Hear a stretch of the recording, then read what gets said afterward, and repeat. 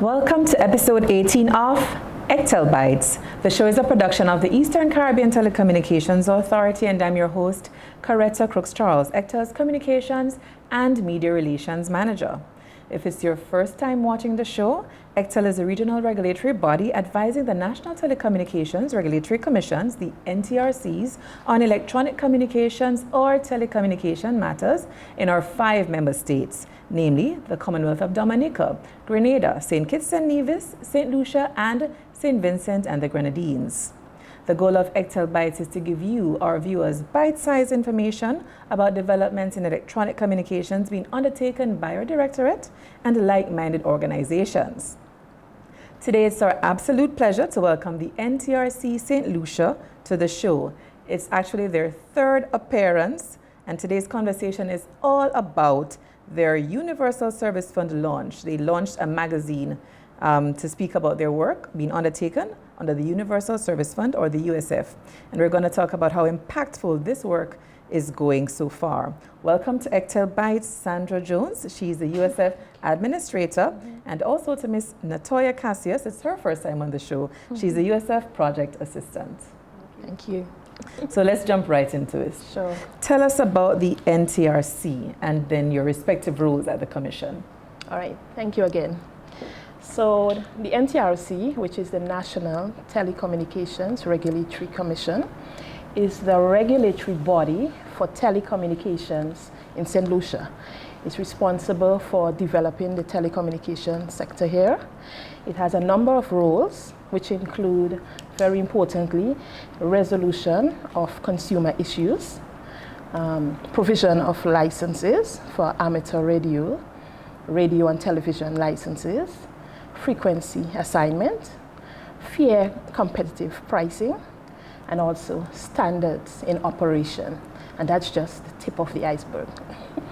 The NTRC consists of a number of departments, which include the administrative department, the technical unit, and of course, the Universal Service Fund, which the NTRC has overall supervision of. Okay? So within this department, the Universal Service Fund office, we're just 2 persons, as mentioned, myself and Ms. Cassius. Okay. I will allow Ms. Cassius to introduce herself. Well, hello, my name is Natoya Cassius, and I'm the USF project assistant, as we know. My role is basically to work in concert with Sandra Jones, and it's only a 2-person department, and we basically work together to do a lot of projects in Saint Lucia, to boost the development of Saint Lucia, and also to have some technological innovation programs that helps the young people in Saint Lucia. Okay, and we're going to jump into those projects soon, so don't go ahead of yourself. So let us explain, what is the Universal Service Fund office? Okay, so before I go into that, again, you know my name, Sandra Jones, the administrator. My main role is to, of course, supervise the daily activities of the office, responsible as well for the project implementation and technological activities conducted by the office as well. That includes project monitoring and reporting. Generally speaking, I'm responsible for the prudent management of the Universal Service Fund. Okay. So, the Universal Service Office. So this office was established by the Telecommunications Act of 2000, the section 44. What it says is that the NTRC manages the Universal Service Fund, which collects and distributes and makes a decision regarding the project, the funding, and the management of the fund. The mandate ensures that internet access, telecommunication services, that is accessible to all, which includes the underserved persons. And that is throughout communities, schools, hospitals, public institutions like libraries, etc. This also includes this very important grouping, that's the differently abled. We also have in our mandate the fisher folks and farmers as well as special grouping. right? As we said, we have a number of projects which we will discuss further. The whole idea of the fund is to bridge the digital divide in telecommunication services. Universal service means the principle of serving all. And as such, as I mentioned, the underserved and all of these different institutions that I would have mentioned. We also aim to promote technological innovative activities. Okay. In terms of the contribution to this fund. Okay, yes, I was going to ask you You're going who to ask me about contributes that. to the USF. Where does the money come from for this? It's important, right? Yes. It is from a contribution order within the Act. So this order says that the telecommunication service providers should provide a contribution of at least 1% of the gross annual revenue annually. That's the source of our fund. Okay. And most of them are compliant, correct? Very much so. Okay, excellent, excellent. Yes. All right, so we're going to jump over to Natoya. Natoya. I call you Natoya. Okay, so tell us, what's the rationale of launching the Universal Service Fund Beyond Connectivity magazine at this time? It was recently launched, I think it was June 16th. Yes, that's right. It was a really well put together event. And here's the magazine, very thick, with lots of information. So tell us, why now? Well, first of all, the magazine launch blossomed from the idea that the public does not know enough about NTRC. And just not NTRC in general, but our department, the Universal Service Fund Office. So we wanted to let the public know what's going on with the USF, what's happening. We're receiving monies from providers, but what are we doing with it? So we decided that we should showcase this in the format, a physical format, as well as an electronic format of our magazine. So we have 150 physical magazines available for distribution, but since things progressed into technology, we're going to have it electronically as well. Also, it's been a long time since we've had this on stream, but due to the pandemic, you know, a lot of things were closed off, and we really wanted an activity where we could showcase what we are about, and that's where the magazine launch came into it. Okay, all right. Anything else you want to mention about the launch? Anything that stood out to you at that event? Well, just generally speaking, it was a very, what should I say? We felt it was successful. It reflected our hard work over the 10 years, definitely. And so we felt really accomplished at that moment to have such a launch. Okay, so we're talking about the launch of the Universal Service Fund magazine, and what stood out to me at that event, as you mentioned, Sandra, was using that platform and Natoya to highlight the work you're doing. It was really great to see also or hear the testimonials of the beneficiaries, the students who benefited from the Girls in ICT Day project, the folks from the different centers that you provided service and, you know, internet and connectivity to. That for me was really good, because sometimes you are serving, but then you don't get to see or hear from the persons who are benefiting. So kudos to the NTRC for putting on that very important event. So let's go into some of the projects. Walk us through some of the projects you've executed over the 10 years. Well, the USF's first project was as far back as 2013. And now it's 10 years later, we've implemented about 15 projects. Our projects have spanned across the island from Grozile with the Boys Training Center, that was in 2009. And we have the Cassius Southeast project, which targeted places such as Mount Liberty Park, Sirot Court, Bexos Sun Valley Park, Bel Air, Holy Town, Cul-de-sac. That was in 2021. I'm going to cut you there. When you say that project, what did you provide? Tell us what you provided to the community. We provided broadband to that community. Since it's more open areas, it was broadband. So we cannot have devices, you know, in such locations, but that's what we did. We've also spanned to the south with the likes of the South Louis Community College, and the west with NSDC. So as you see, we would have gone around the island with all the projects. So these institutions have either received a boost in the existing broadband services with devices that require access to the internet, or in an area where persons have constant access. For example, one of our latest projects we have implemented in 2022 has been the Smart Bus Shelter at Shock. You probably have seen that. It started as a trial, but based on our findings, I suppose we'll expand if it comes to that. Okay. Just to follow up though, you mentioned your projects where you provided internet connectivity to the communities. I'm just wondering, do you have any information on whether or not persons are using it? Is it being unused or is it being used a lot? Can you share some of that information with us? Well, we have a monitoring system. We use the Meraki platform. So every so often, as part of our reporting and monitoring, we will look at that platform.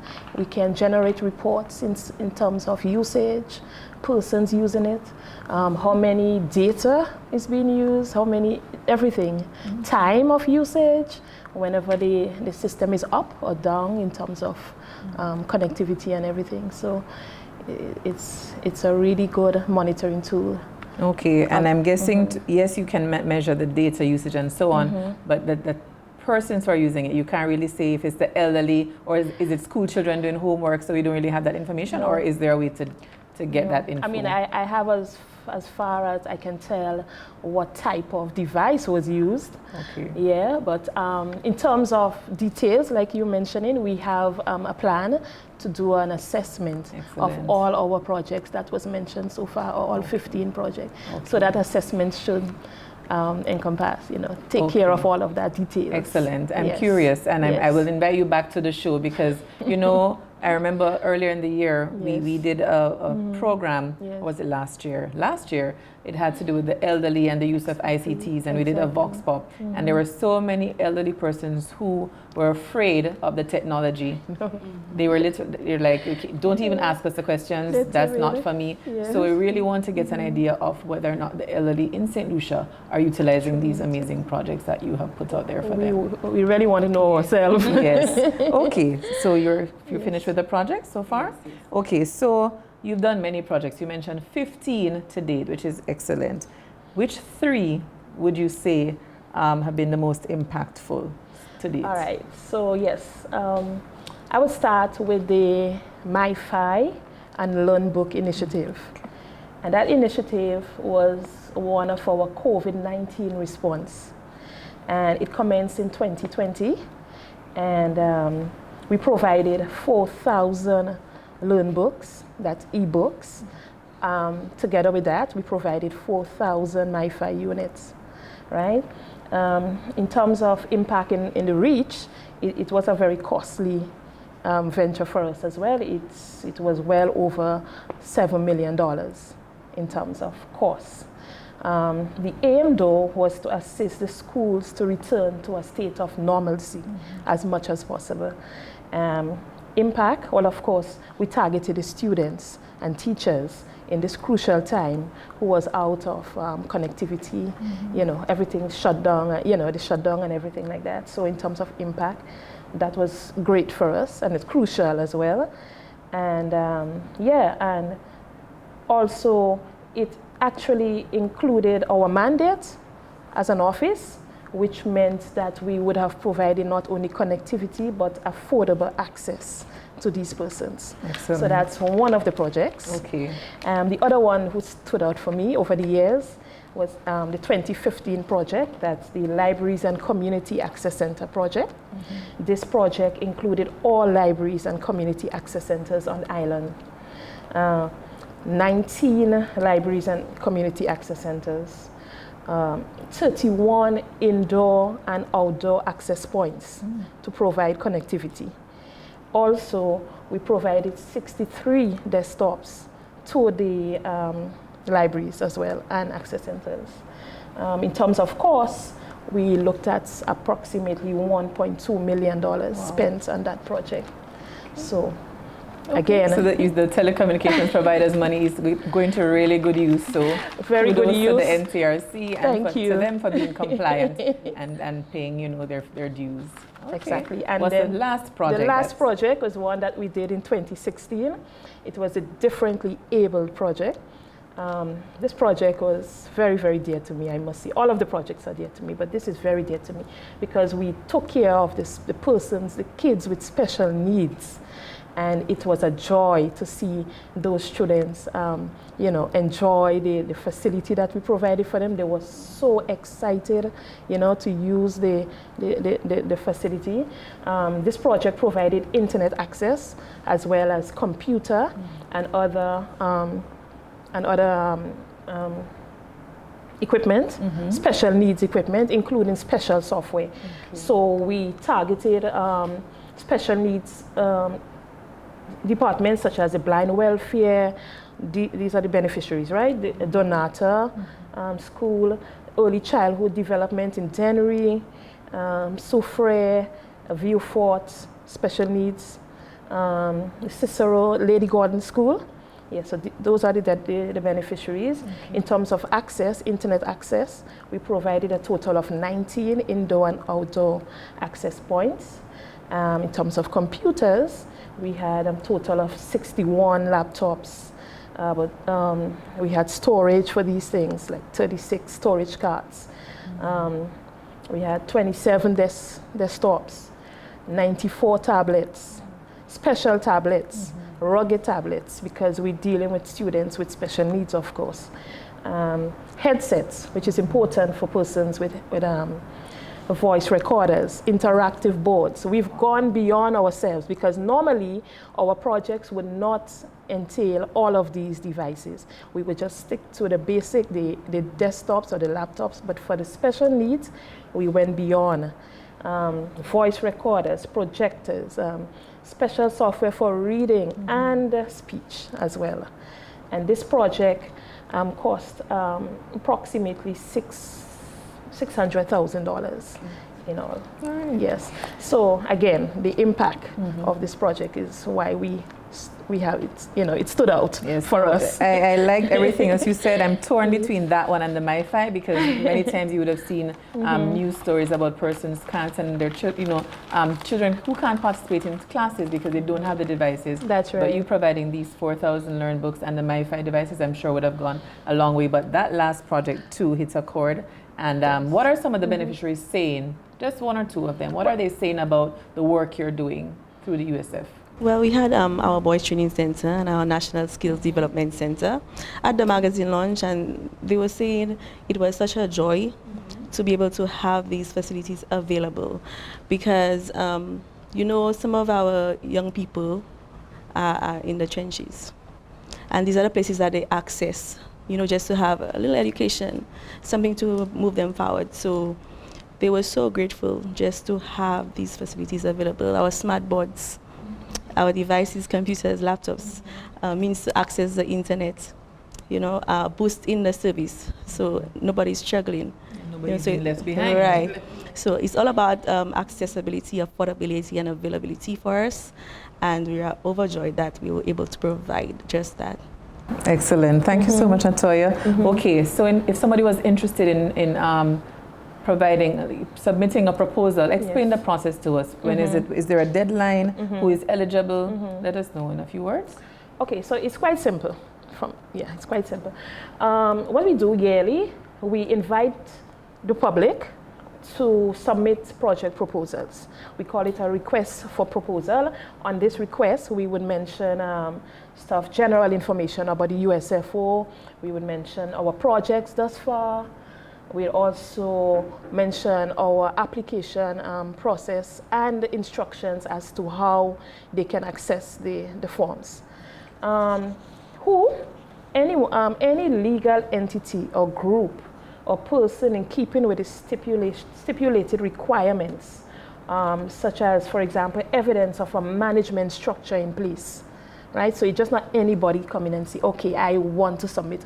You have to have evidence of a management structure. You belong to an established organization. And of course, not profit oriented, because we're trying to provide as least costly, as least cost as possible.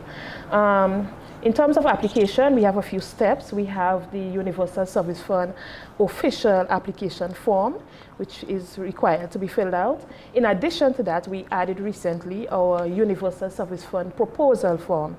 The purpose of the proposal form is to have the proposal in a summarized format Once your proposal is accepted by the Commission, we invite you to use that proposal to come in and discuss basically your proposal with us. So you use that proposal form. Once that is done, our next step would be like a site visit that's internally. The NTRC along with the applicant or the proposer. We visit the facility that you would like us to, based on what you're asking for. Yeah. Once that is completed and we're moving along with this, there is the request for bids. And that request for bids goes out to either or both the service provider or the computer suppliers. So most of our projects are for internet connectivity and also access, which is computer equipment, all right? Okay. So we send out 2 separate bids for that. Okay. Once it is sent out, we invite the persons who showed interest, that's the bidders, to come in and have like a clarification of the bid, ensure that everybody is on the same page. And this is the official start of the procurement process. Okay.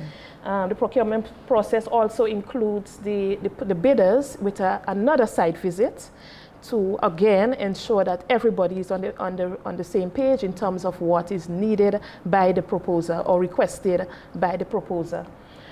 Then again, there is a submission date as part of the procurement thing. Then there is the bid evaluation. Then there is the announcement of the bid winner.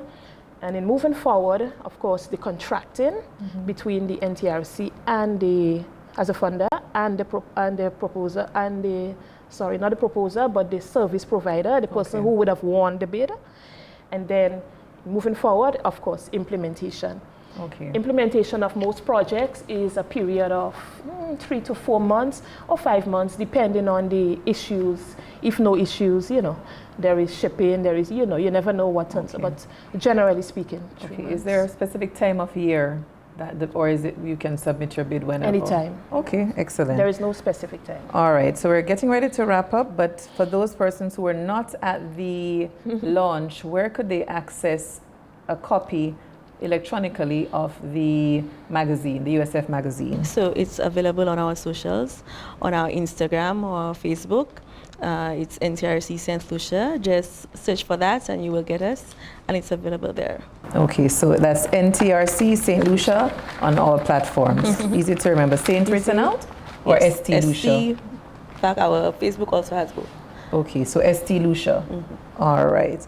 Okay, so as you wrap up, the NTRC, you've been really busy recently with your public education outreach. Are there any upcoming activities to look out for? Okay, before I go into that, let me just mention what was done so far for the year. So we started off with our public lecture.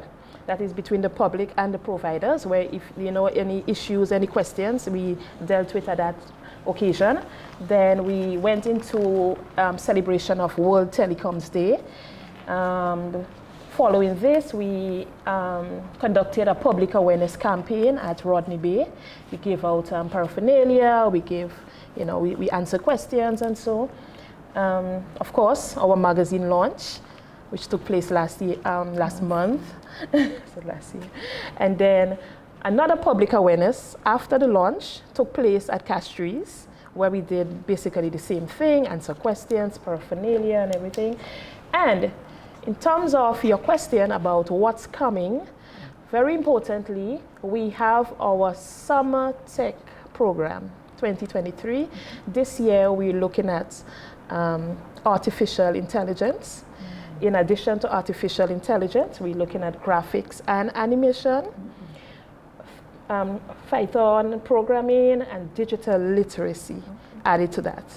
When we're looking at a 3-week period, beginning August 7th to August 25th. We're looking at an age group of between 12 to 21, persons between 12 to 21, which includes school-age students, of course, and young adults. Location, I'm very sorry, we can't give you that information as yet, but we will have it out there in the media as much as possible, hopefully this week, once it's confirmed. Okay. But it's going to be in Cassius, and it's going to be in one location in Cassius, for sure. Okay. Time, it will be 9 to about 2:30 p.m. and we're looking to accommodate at least 80 persons this year.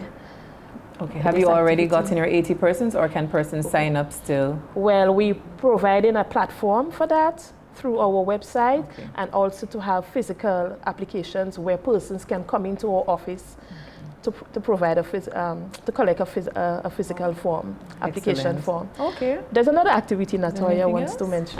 Yes, come November, we're going to be celebrating our young men and boys.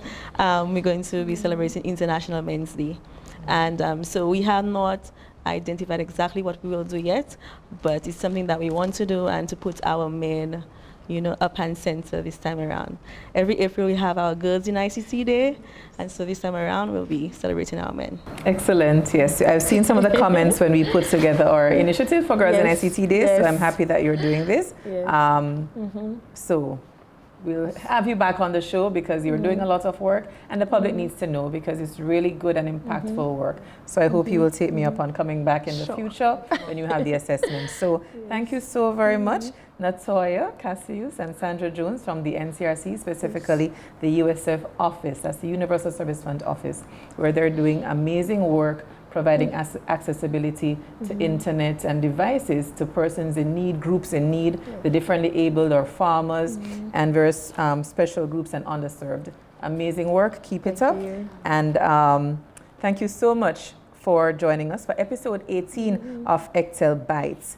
If you have any questions, please just put it in the comment section, and I'm sure my colleagues Natoya and Sandra will provide the responses accordingly. And I really hope that if you miss it, you will share it with a friend who may have be a part of a group who would like to submit an important project that could be considered by the USF for funding. So apart from being on our Facebook page, this show will be on our YouTube channel at ECTEL, as well as on Instagram and Twitter at ECTEL Authority. So as I said, be sure to share it with someone today. I'm your host, Coretta Crooks-Charles, ECTEL's Communications and Media Relations Manager. Thank you so much for watching, and until next time, do keep safe and take care.